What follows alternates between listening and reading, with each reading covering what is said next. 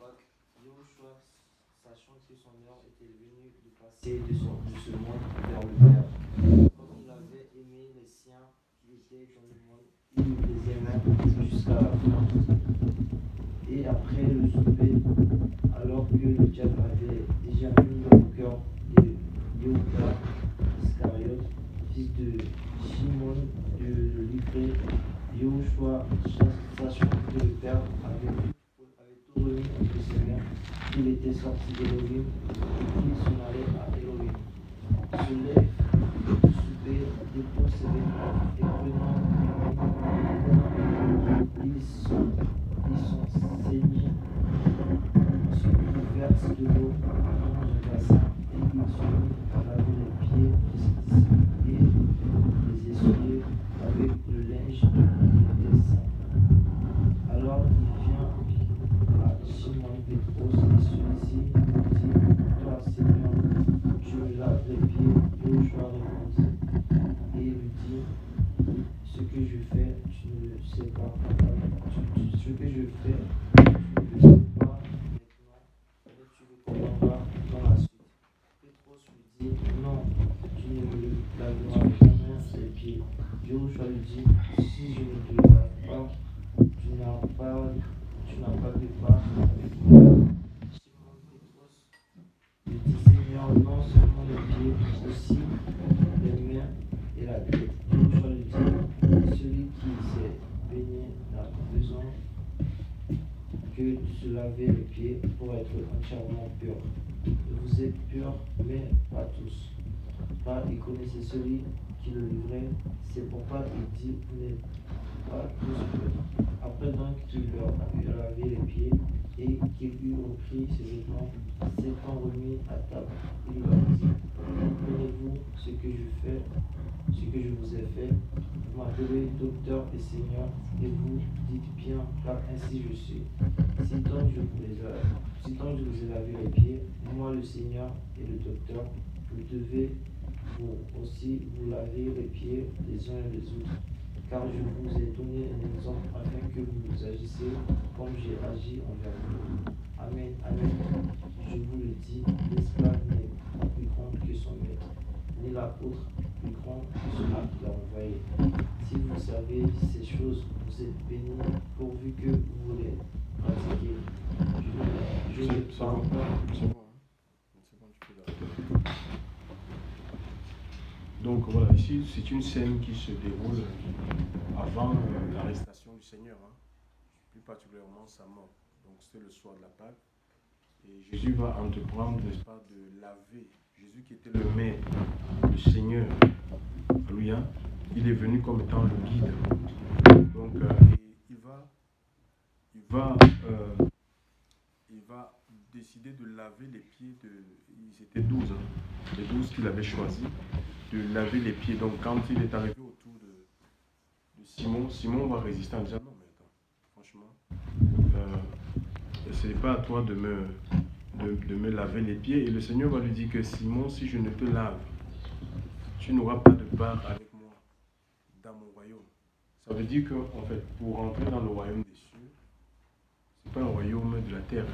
Et ce n'est non plus un royaume imaginaire. C'est un royaume qui n'est peut-être pas visible, mais qui est réel. C'est le royaume de Dieu. Alléluia. On a besoin d'être lavé. Et Jésus, dans le même livre, le livre de Jean 3, il va parler à ce grand prêtre du nom de Nicodème. Il dit: si tu n'es né d'eau et d'esprit, tu ne peux pas voir le royaume. À 2 reprises, si tu n'es né d'eau et d'esprit, tu ne peux pas rentrer dans le royaume. Ça veut dire que le lavage là, c'est un lavage qui est spirituel. Ce n'est pas prendre une personne et le plonger, ce n'est pas le baptême physique. C'est un baptême qui est spirituel, un lavage qui est spirituel. Le Seigneur nous lave et nous sommes régénérés en fait. On est transformés.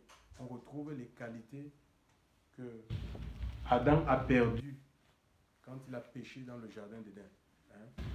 Adam qui avait la communion avec Dieu, c'est-à-dire qu'on retrouve par le lavage là, le lavage spirituel nous permet de retrouver la communion que Adam avait perdue précédemment, c'est-à-dire la communion avec Dieu. Nous avons l'Esprit de Dieu, nous sommes connectés à l'Esprit Saint et nous pouvons accéder dans le royaume des cieux, voire même vivre les prémices du royaume des cieux. D'accord? Le royaume, ce n'est plus quelque chose qui nous paraît imaginaire, qui nous paraît incertain. Vraiment, ça devient une réalité.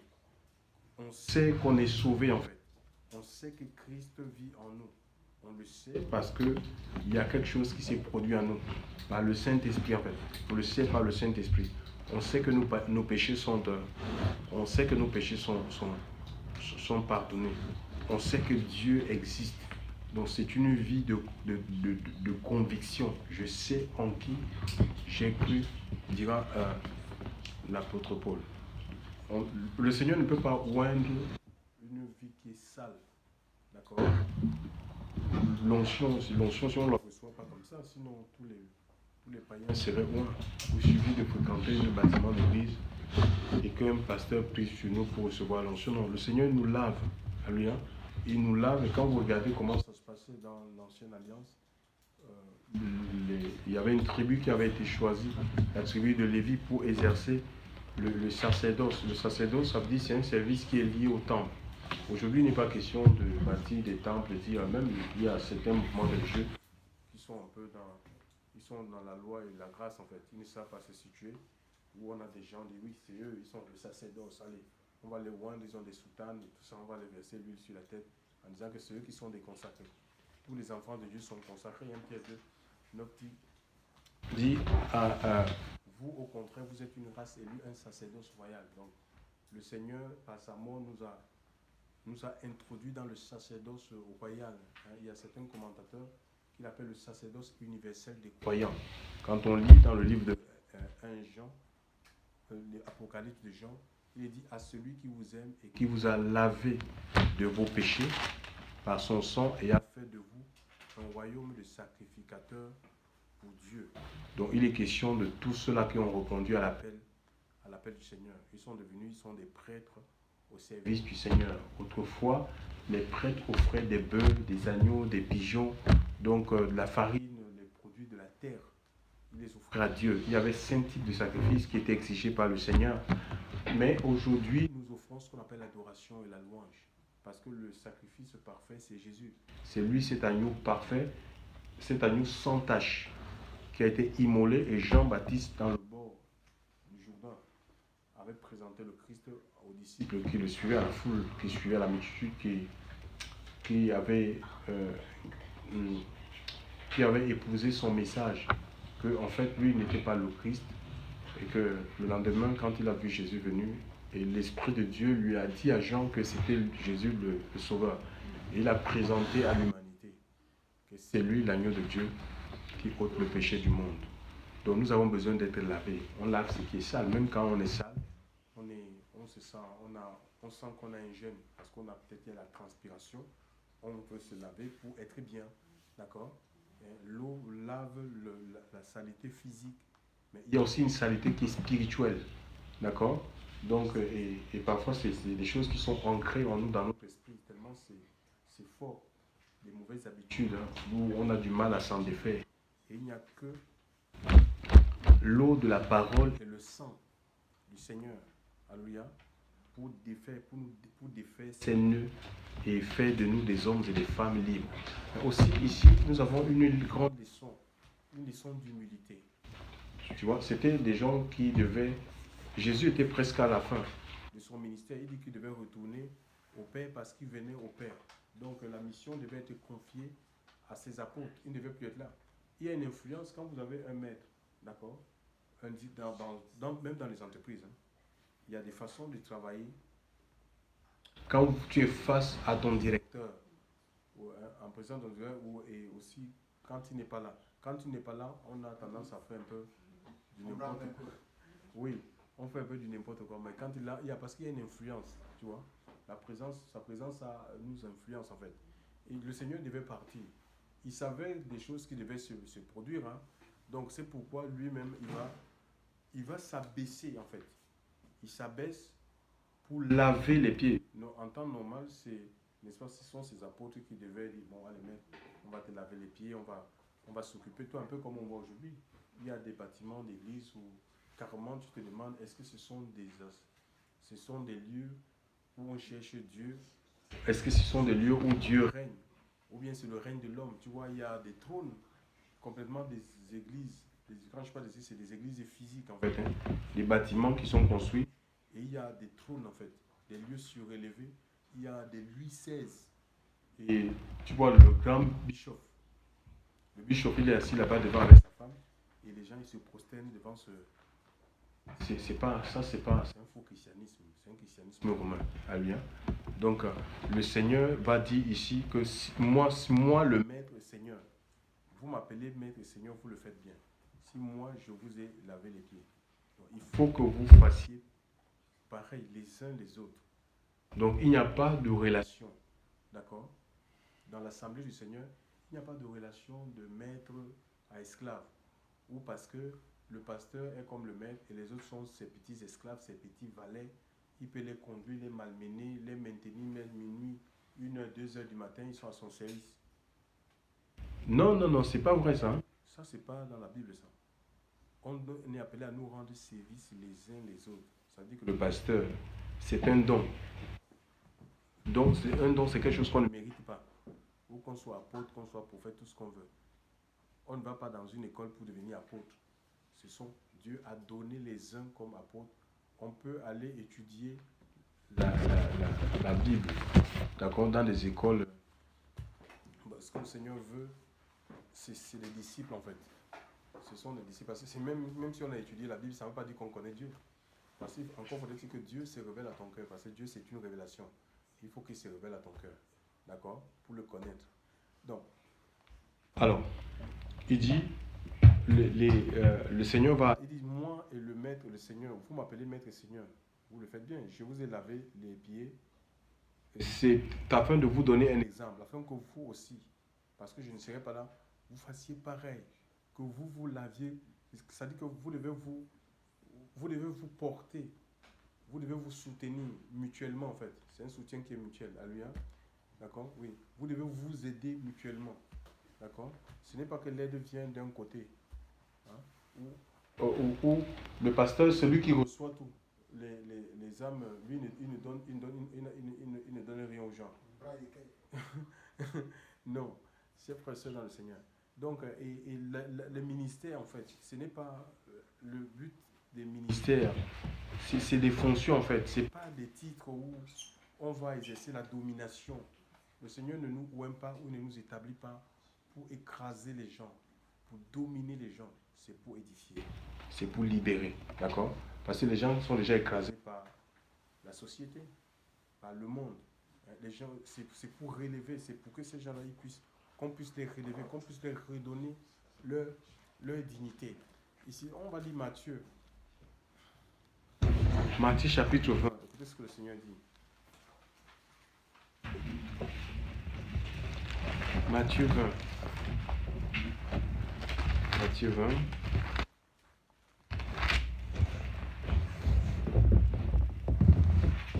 Matthieu, à partir du verset 20.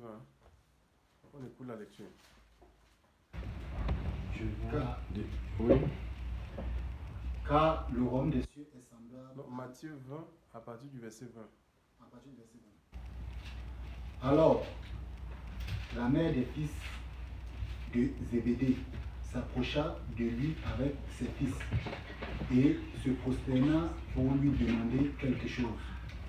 Et il lui dit, que veux-tu? Elle lui dit, ordonne que mes deux fils qui sont ici soient assis, l'un à ta droite et l'autre à ta gauche dans ton royaume. Et Jésus répondit et dit, vous ne savez pas ce que vous demandez. Pouvez-vous boire la coupe que je dois boire et être baptisé du baptême dont je dois être baptisé? Arrête d'abord là. Donc ici, en fait, donc, les fils des Zébédée, donc c'était la mère de deux disciples qui suivaient le Seigneur. Je crois Jean et Jacques. Donc, ces gens-là, Jésus, alors que, si vous lisez plus haut, Jésus était en train de parler de sa mort prochaine, qui devait souffrir la flagellation, on devait se moquer de lui et on devait le crucifier. Et quand cette femme m'a suivi, elle dit, mais finalement, s'il est mort, puisque Jésus parlait du royaume, et eux dans leur esprit, dans leur compréhension, ils pensaient que c'était un royaume physique qui devait se faire là. Et puis, bon, on sait que dans un royaume, il y a un président, il y a des ministres, tout ça. Donc, il a dit, mais attends, voilà, il va faire une demande au Seigneur que j'aimerais que mes deux fils là, un soit à ta droite, l'autre. Donc, il cherche, c'est la place en fait.